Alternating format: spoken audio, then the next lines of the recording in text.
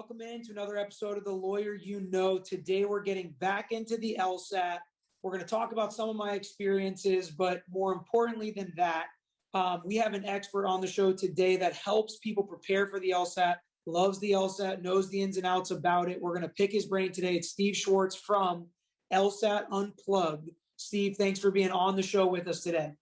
Thanks for having me on, Peter. Great to connect with you. Yeah, so I have it from the experience of I took the LSAT twice. I prepped for it. I think I used Kaplan or Barbary or one of those prep courses.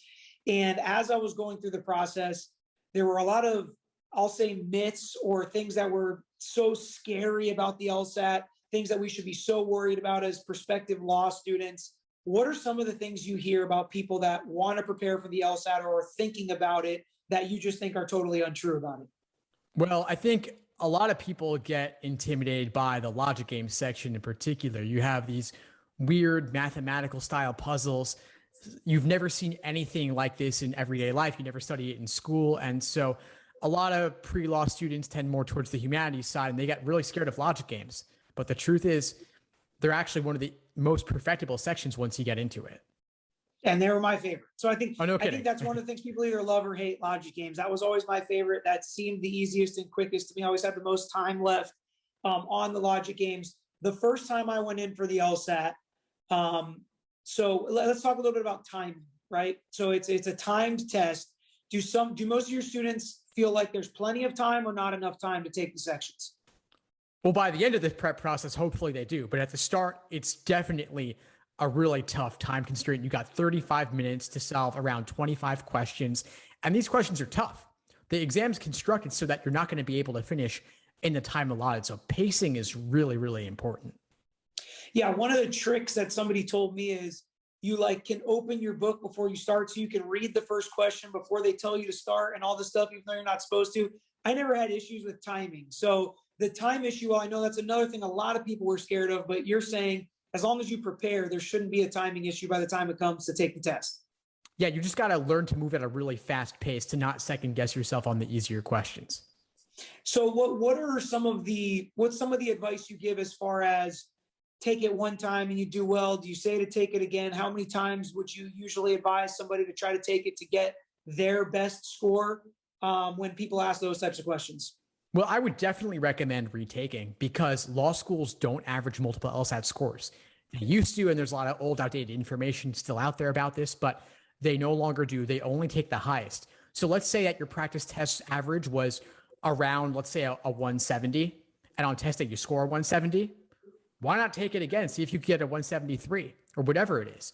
Why not aim to score at the highest end of your potential if there's no penalty for doing it? So I recommend taking it at least twice. Okay, and you say they don't average your scores, but isn't it true that they can see your other scores? Yeah, they can see them, but when it comes down to it, they're submitting the highest score to the American Bar Association. Exactly. That's what's going to US. That's what all that matters. Yeah, exactly. Right? Exactly. They just want to keep their average scores up for their school, for their ranking and all that stuff. But usually I've heard from people that work in admissions that it's only a tiebreaker. If you have two of the same, they may look at that second score, but it's really not something that comes into play at all. And so people that are, again, I think that's a myth not to take it more than once. I absolutely would advise taking it more than once. I did way better on my second time than my first time. So what is it that you provide to people that are prepping for this LSAT course? Do you have paid versions, unpaid versions? Do you compete with Barbary and Kaplan? Are you a little bit different? How does it work? So I'd say I'm as far as like the options like Kaplan, I'm definitely more of a boutique option because I specialize only in the LSAT. Kaplan's doing every exam under the sun. I choose to focus specifically on the LSAT because it's a tough, complex exam. There's a lot of nuance to it. And so I chose to go deep. I have some free options. I have paid options. In terms of free stuff, I'll definitely highlight the YouTube. So I have the LSAT Unplugged YouTube channel. I'm releasing tons of videos every single day, full-length coaching conversations, clips of my classes. People could get their feet wet starting off there. I also have live online classes via Zoom, several each week, going deep onto logic games, logical reasoning, reading comprehension, and they're all recorded as well inside the course. Okay, so for someone, so I guess that would provide information and resources for people that are preparing to go to law school and are preparing to take the LSAT, but also just if they're interested in learning more about it, not necessarily knowing if they want to go to law school. So you have a YouTube channel with a bunch of videos on there that people can just listen to, try to learn about it, or if they can't afford the full class or a Barbary class, they can still learn a ton just from your free resources. What is in the additional paid resources? Is that where you get the live classes? Is that where you get some one-on-one coaching? Exactly. So in the live paid course, you get full length class recordings. They're typically around an hour. You can also attend live, get your questions answered, work through LSAT problems together with other students, with instructors. You can email questions as well. I also offer an onboarding call to top tier students too. So there's a lot of support you get there. If you can't afford it or you're not sure if the LSAT and law school are right for you, definitely start off with the free stuff. I have thousands of videos on the YouTube channel. I've got a podcast as well going out multiple times a day. And so there's no shortage of information out there if folks are just looking to get started with that. Do you have any data about the difference in scoring for people that take some kind of LSAT prep versus don't? Yeah, definitely. I mean, there's no question that you improve a lot through getting some kind of LSAT prep support, whether it's a book, whether it's a course, whether it's tutoring or coaching, whether it's just doing a study group. But the LSAT's a complex enough exam that it's really tough to go it alone. And one big mistake I see people make is just taking a practice test and that's it. Or not even taking a practice test and just going into the exam to see how they'll do. And like I said before, the schools don't average multiple scores, so you might as well retake, but there's no reason to have a low score on record if you could avoid it. And so I definitely recommend doing some kind of prep before you take the exam. It is the biggest factor in admissions.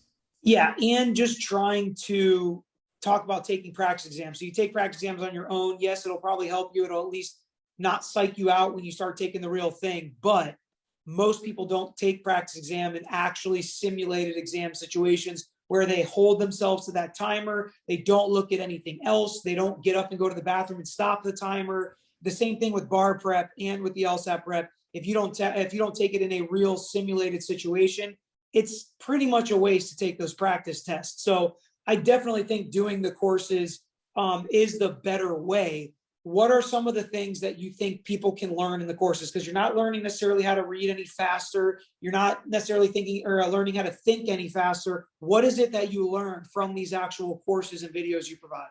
You're learning where to focus your time.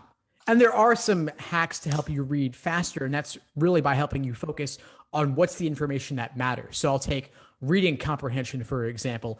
A lot of people get really bogged down in the details, but they're not looking for you to be an expert on some random topic in 3 minutes. They're looking for you to understand the argument's structure, how they go about laying out the different positions within the passage, and then you know where to find key information when you need. So I don't help you learn to read faster necessarily.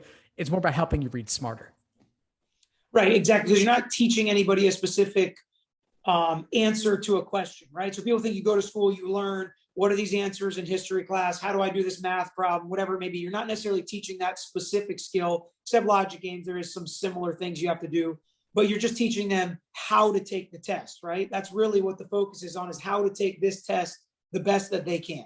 Exactly. It's not about the content on there. It's about the general principles, the general structure, kind of like in law school, you're studying cases. It's really about how they apply the rule, not about the particular details that you would memorize on a flashcard or anything. So what are some of your secrets? What are some of the things that you really go deep into in your videos in your class that can give people kind of just a little taste if they're interested in learning more through what you provide? Yeah, sure. So an example would be in logical reasoning, there's 14 or 15 different question types. That's a lot of question types to learn. And say the LSAT's not an exam of memorization, but that's one thing you want to know is the right perspective from which to view a question. So if they're asking you, what's a necessary assumption underlying an argument, that's very different from an assumption that would be sufficient to guarantee the argument. Very different lenses, different perspectives. If you view it the wrong way, you're going to get it wrong. You view it the right way, you're going to get it right. And so I kind of walk through that with you with several different examples from the actual previously administered exams. And just questions about you? Are you a lawyer? I'm not actually, no. Okay. Have you taken the LSAT though? I did. I scored a 175, which is the 99th percentile. That's awesome. Yeah, that is a high score, confirmed. And what state are you in? I'm in New York. Okay. All right. So, and that's another thing that people maybe don't know. what is there a difference between what state you're in on your LSAT prep and your LSAT scores and things like that? Does not matter at all. You could take it anywhere in the world. It's the same. So the one you took in New York is the same one I took in Florida. I mean, depending on the year, but it's not like the bar exam. So if they're watching your videos from California, Florida, wherever, they're still learning about the same LSAT test that they're going to take in their state. Exactly. So what made you want to go into LSAT prep and dive deep into all this stuff? Well, it's funny. So I was considering law school, and that's how I got into the LSAT. And I kind of got cold feet on going to law school in particular. I realized after some reflection, writing a personal statement, that it really wasn't for me. But I had gotten obsessed with the LSAT when I was studying for it, because it was this one exam that I could not crack. I spent week after week, month after month, my practice test scores would not go up, and I couldn't let it rest. And so over the course of what ended up being an entire miserable year, I finally got my 175. And I was a pre-law student. I majored in political science. And so a lot of my friends were also going down the law school path. And so they started asking me how I did it. I started helping them out. And that's kind of how the teaching grew over time.